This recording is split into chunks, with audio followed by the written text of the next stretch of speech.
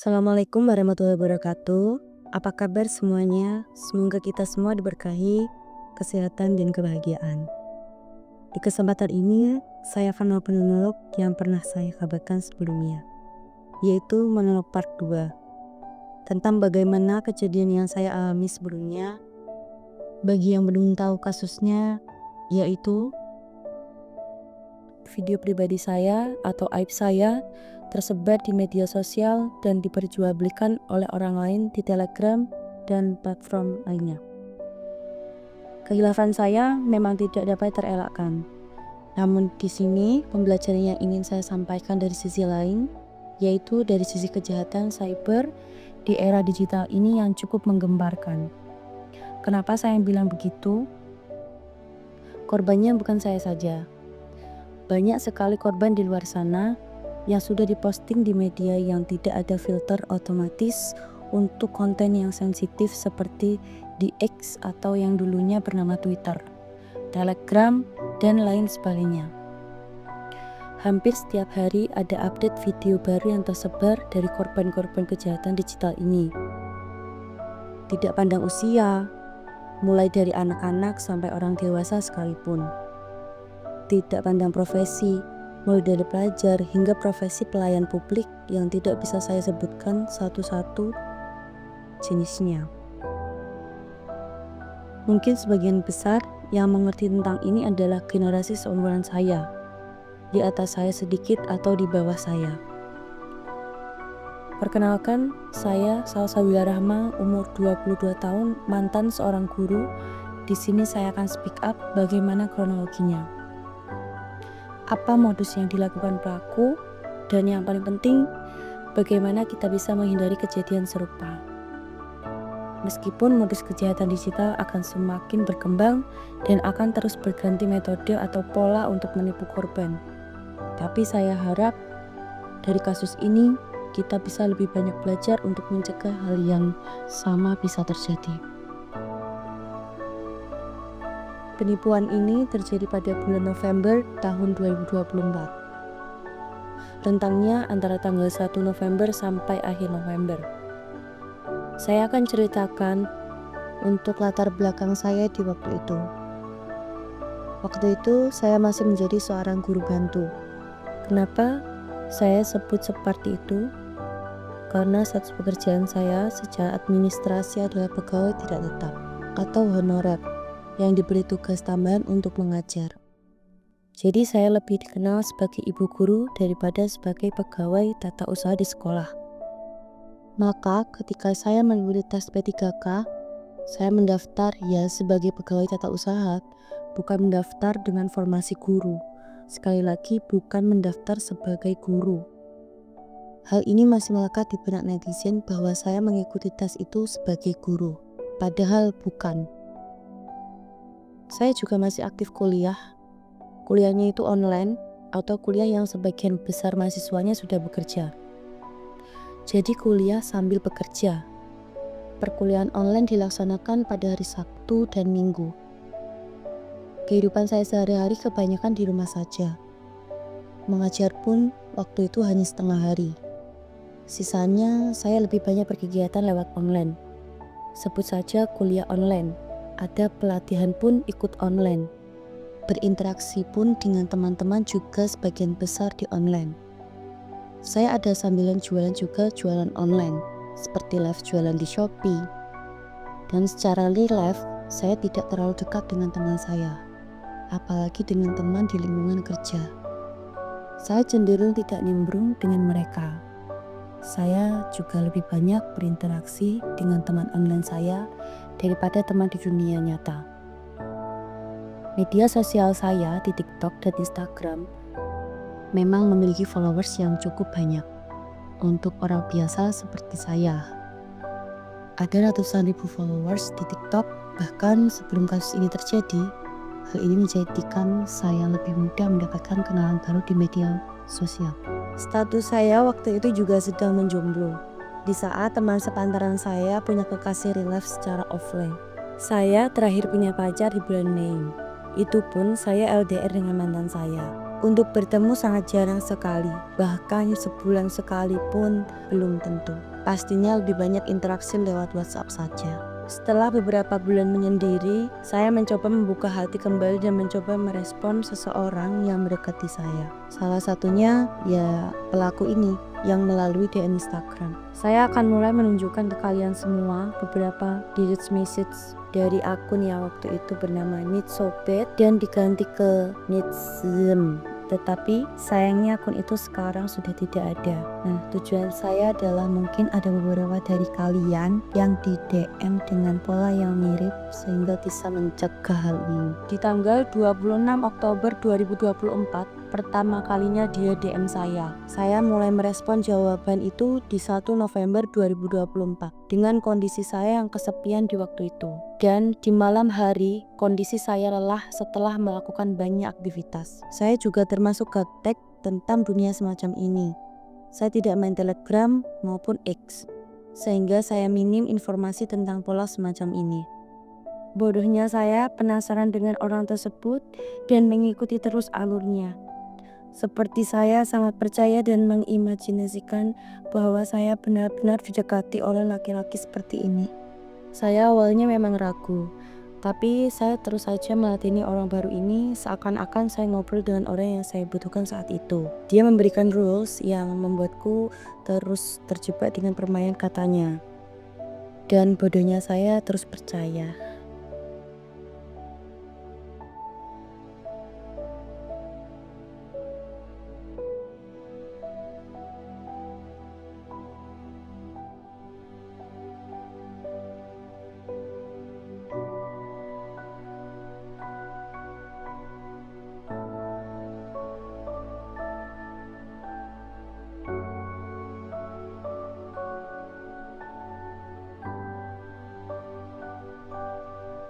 Kita ngobrol di masa depan, dia menjanjikan banyak hal. Saya ngobrol seakan dia udah dekat banget dengan saya. Di sini saya tidak akan screenshot semua percakapannya. Singkat cerita, kita intens banget selama 2 minggu saja. Dan bodohnya saya, dia mendapatkan semuanya di 2 minggu itu. Saya percaya dia akan datang ke rumah dan bahkan mengajakku untuk menikah dan tinggal bersamanya di sebuah rumah mewah di Jakarta. Waktu itu, memang dengan umurku yang baru 21 tahun, dengan latar belakangku yang strict parent, cenderung lebih sering menyendiri, dan kuliah pun hanya di via online dan jarang berkumpul dengan teman. Maka dari itu semua, saya pikir dan menginginkan untuk segera menikah. Saya pun ketika dekat dengan seseorang di media sosial, seringkali saya mencari seseorang yang berpotensi untuk segera menikahi saya. Karena saya ingin sekali memiliki pasangan yang setiap hari ada dan memenuhi kebutuhan saya sebagai seorang perempuan yang mulai beranjak dewasa.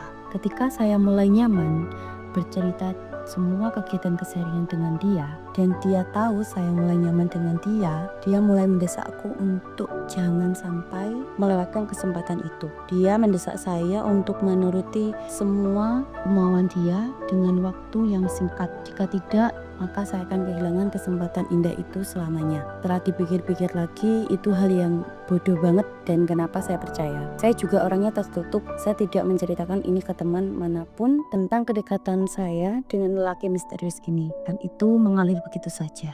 Dengan pengetahuan yang minim tentang dunia kerja ataupun itu dan dia memanfaatkan ketidaktahuan itu. Saya laki-laki percaya dan seperti punya hubungan dengan orang penting secara nyata. Saya benar-benar intens dengan room chat dengannya selama beberapa hari berturut-turut. Seperti saya terhipnotis dengan semua perkataannya. Pasti kalian mempertanyakan kenapa orang belum pernah ketemu sebelumnya namun bisa saja percaya. Itulah kelengahan dan kebodohan terbesar saya. Banyak korban lain juga mengalami ini dengan kondisi psikis yang berbeda-beda.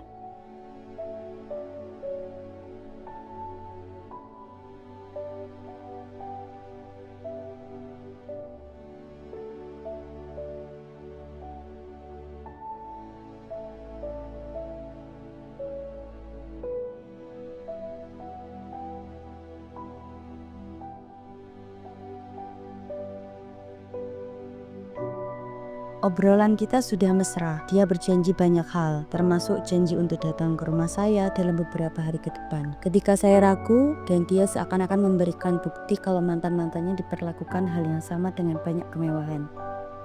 Ketika saya minta pindah chat ke WA, dia beralasan masih ada proyek besar di Kalimantan. Tidak ada akses WA, hanya Instagram saja. Setelah kejadian, saya baru tahu kalau Instagram atau Telegram tidak meninggalkan jejak apapun. Dengan mudah dia bisa hapus akun dan tidak ada nomor HP yang bisa kita laporkan ke kepolisian untuk ditelusuri. Jujur, saya malu banget cerita ini.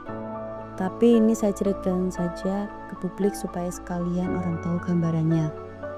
Saya membuat video itu semua instruksi dari dia, detail banget. Mulai dari pakaian yang harus saya pakai, gerakan apapun yang dia mau, lokasi manapun. Bahkan ketika saya kerja pun saya diminta untuk mengirim video yang sesuai dengan permintaannya. Saya benar-benar mengikuti alur dia. Tidak mungkin ratusan SS yang saya serahkan sebagai bahan bukti di kepolisian saya sampaikan di sini. Tidak ada niatan saya sekalipun untuk share video seperti ini ke publik. Saya sangat bodoh dan hilaf telah berpikir jika saya nurut dengannya, saya akan sangat diratukan dan benar-benar dinikahi dan dijemput beberapa hari kemudian. Saya benar-benar hilang kesadaran dan terlena hanya dengan kata-kata.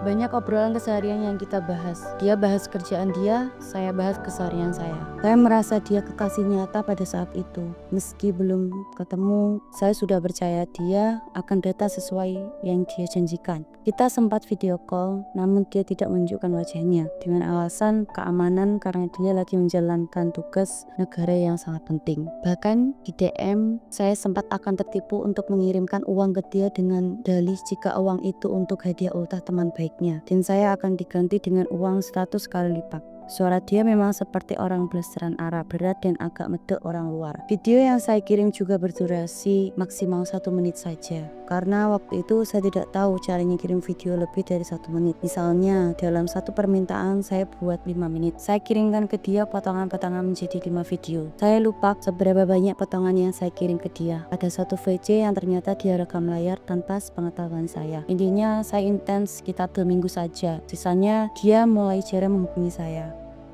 Dan saya mulai sadar kalau saya dibodohi hanya dengan DM.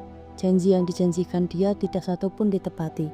Dia tidak datang, sebesar pun saya tidak mendapatkan utuhan uang atau mobil yang dia beri bukti palsu jika sudah dipesan. Saya juga tidak berpikiran bahwa di video itu dia akan sebar. Saya pikir itu berlalu begitu saja. Saya meneruskan keseharian seperti biasa, seperti tidak terjadi apa-apa. Kuliah dan mengikuti beberapa event. Saya mulai dekat dengan seseorang yang sekarang menjadi suamiku sejak akhir bulan Desember. Saya kenal dia sudah setahun lebih, namun baru dekat saja. Sebulan lebih saya dekat dengannya, sudah mengarah ke arah yang serius, bertemu dengan keluarga, bahkan sudah merencanakan untuk segala tunangan di bulan April. Sebelumnya saya memang aktif di media sosial dan bahkan saya aktif live di Shopee untuk berjualan. Maka dari itu kita berencana untuk menjadikan akun media sosialku ini untuk serius dikembangkan sebagai komersil seperti penjualan produk dan lain-lain. Namun semuanya buyar ketika di tanggal 10 Februari 2025. Saya mendapat kabar dari teman lama saya di Instagram bahwa video saya tersebar di X. Saya panik dengan separah-parahnya. Saya tidak tahu harus minta bantuan ke siapa, saking paniknya. Teman lama saya itu menawarkan saya bantuan untuk men-take down video-video itu, namun dia minta imbalan sesuatu. Saya pun tidak ada jalan lain dan nurut saja dengan bantuan itu. Akun Instagram saya diminta dan untuk menyerahkan kepada dia. Dia handle akun itu dan menghapus kiriman-kiriman itu. Padahal sudah terlambat. Video itu sudah tersebar dijual belikan di Telegram juga. Saya tidak berani menceritakan ini ke calon suami saya selama 2 hari. Namun karena mental saya tidak kuat lagi, saya akhirnya memutuskan untuk tetap bercerita meskipun resikonya mungkin saya akan ditinggalkan olehnya. Saya tidak bisa tidur selama 2 hari memikirkan ini. Banyak hal negatif yang saya pikirkan, bahkan saya berpikiran akan melakukan beberapa hal nekat yang membahayakan atau malah membuat saya semakin hancur. Alhamdulillah, ternyata setelah saya cerita ke calon suami waktu itu, dia bersedia untuk mendalami masalahnya terlebih dahulu, mencoba bersama-sama mencari solusi terbaik, dan dia mau menerima masa laluku itu. Banyak hal yang sudah kita lalui selama 2 minggu pasca kejadian itu. Rasa kesedihan, malu, dan rasa yang lain tidak bisa saya ekspresikan lewat kata-kata lagi. Masalah ini makin menggemparkan kemana-mana, dan kita tidak bisa menghindari itu. Laporan polisi juga sudah berjalan dan proses sedang berjalan sejak saat itu. Saya pun sudah mengundurkan diri sebagai guru jauh sebelum ini. Itulah guys, kronologi singkatnya. Mungkin episode kali ini saya hanya sanggup menceritakan sampai di sini saja. Ada banyak detail yang belum saya sampaikan pasca kejadian ini. Banyak juga DM yang masuk yang menceritakan bahwa beberapa figur di medsos juga pernah ditipu seperti ini. Juga banyak penipuan-penipuan yang baru yang mencoba untuk masuk ke saya. Mulai dari pura-pura ingin membantu menyelesaikan kasus ini dengan minta data, ada yang pura-pura mengendorsekan atau pura-pura mengundang saya di event tertentu dengan menawarkan banyak hal dan banyak pola modus lain untuk memanipulasi saya kembali. Namun dari pembelajaran ini saya sangat berhati-hati dan jadi saya lebih suka menggunakan internet untuk membaca hal baru. Ada apapun selalu saya cek terlebih dahulu. Selalu sharing dengan suami. Asumsi publik sangatlah beragam yang menghujat dan melecehkan, semoga berhasil tidak memasukkan ke hati saya. Yang mengkritik karya-karya baru saya nantinya, saya tetap baca dan menjadi referensi baru untuk terus berkembang. Saya sadar bahwa mulai berkarya yang cenderung ke arah positif itu butuh waktu, dan semakin saya mencoba dan merasa mungkin nanti ketemu juga peningkatan kualitasnya. Untuk yang support saya, tidak pernah saya anggap itu supportnya kecil. Support dalam bentuk apapun itu saya menganggapnya sebagai dukungan yang sangat besar di tengah terpuruknya dan terhilangnya saya. Saya sangat berterima kasih karena dari hal itu membuat mental saya sampai hari ini insya Allah aman-aman saja. Saya sadar bahwa kemarin adalah titik terendah saya, musibah atas kebodohan dan kehilafan saya. Titik terbego saya dibego-begoin semudah itu. Namun saya memiliki hari ini adalah hikmah yang luar biasa, mengubah cara pandangku terhadap dunia. Semoga kita semua mampu melewati semua masalah dalam hidup ya. Amin. Pada bagian akhir video ini saya ingin sampaikan, saya memilih untuk berdamai dengan diri sendiri. Saya coba untuk tetap jalan ke depan. Saya sebelumnya memang aktif di media sosial, maka saya akan tetap jadi diri sendiri dan mencoba mengembangkan potensi sembari terus belajar. Banyak kebodohan yang terlanjur saya lakukan, maka saya akan terus belajar dari kesalahan itu. Alasan terpenting juga adalah banyak akun fake yang mengatasnamakan saya dan merugikan banyak orang. Akun-akun itu mengambil konten lama saya, menipu orang lain, dan banyak mengambil keuntungan dari situ. Maka dari itu, saya harus melawan itu dengan tetap aktif di media sosial supaya netizen tahu akun asli masih ada dan yang lain adalah palsu. Supaya tidak semakin banyak yang tertipu atau dirugikan dengan akun-akun palsu itu. Konten yang saya sajikan juga bakal berkembang ya guys. Yang ingin tahu perkembangannya silahkan diikuti ya. Yang udah capek menghujat dan mau skip juga silahkan ya. Terima kasih banyak semuanya. Sekali lagi wassalamualaikum warahmatullahi wabarakatuh.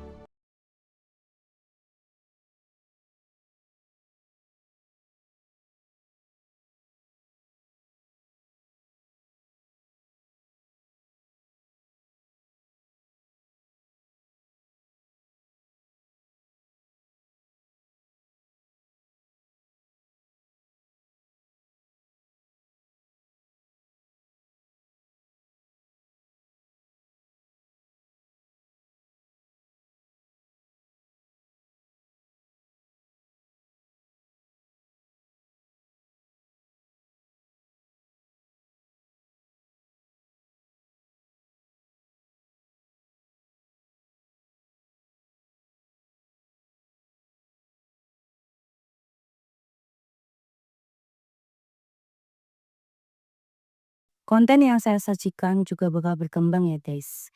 Yang ingin tahu perkembangannya silahkan diikuti ya. Yang udah capek menghujatnya dan mau skip juga silahkan ya. Terima kasih banyak semuanya. Sekali lagi, wassalamualaikum warahmatullahi wabarakatuh.